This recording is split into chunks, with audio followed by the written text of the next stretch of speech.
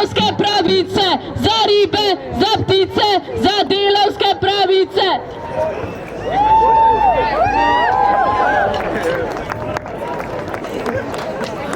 Dejstvo je, da planeta B ni.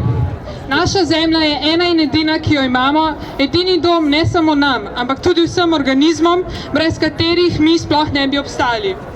Skozi milijone in milijone let se je na našem planetu razvilo na tisoče vrst mikroorganizmov, gliv, rastlin in živali, ki so med seboj povezani in odvisni drug od drugega. Tvorijo kompleksno in dinamično celoto, ki preseže vse naše tehnološke sposobnosti. Ne glede na to, kam v vesolje bi šli, lepote naše Zemlje ne bi mogli replicirati. Kapitalizem uničuje to celoto.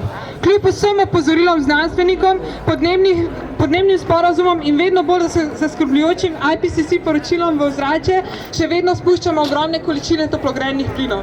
Temperature še vedno rastejo. Živimo v sistemu, ki postavlja profit pred planeti ljudi.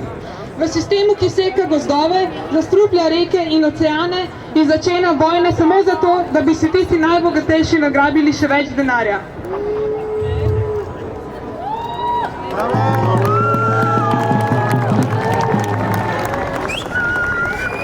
Posledice njihovih dejanj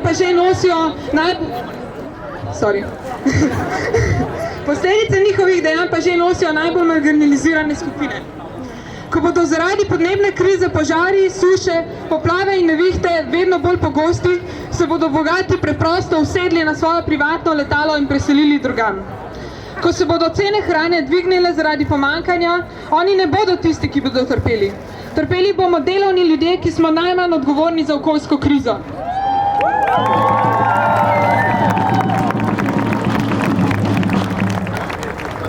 Naj vas samo opomnim, da istega tedna, kot so Nemčijo prizadele najhujše poplave v preteklih 200 letih, Jeff Bezos šel v vesolje. To ni bil le zabaven tehnološki podvig. Testiral je svoj zasilni izhod. Ko bodo razmere na Zemlji postale nevzdržne, bo elita šla, tisti, ki bodo imeli dovolj denarja, se jim bodo pridružili, ostali pa bodo ostali na opustošenem planetu. Posledice podnebne krize lahko tudi že v Sloveniji, kjer imamo trenutno sušo. Nazadnje je konkretno deževalo 26. februarja. To je en mesec nazaj. S segrevanjem ozračja lahko pričakujemo, da bodo ekstremni vremenski pojavi, kot so suša, vedno bolj pogosti in intenzivni, kar bo imelo katastrofalne posledice. Te posledice pa bodo najbolj občutili ravno tisti, ki jih je najbolj prizadel že kapitalistični sistem. Tisti, ki so za podnebno krizo najmanj krivi. Sindikata vzgoje in izobraževanja in predstavnice delavk in delavcev v šolstvu. Sindikat podpira in se pridružuje našemu boju za podnebno pravičnost. Hkrati pa tudi mladi za podnebno pravičnost podpiramo in se pridružujemo boju delavk in delavcev za boljše delovne pogoje in več soodločanja na delovnem mestu.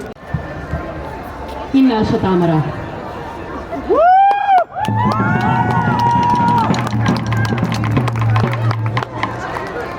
Zemlja je naš edini planet, onesnažuje ga že vrst let.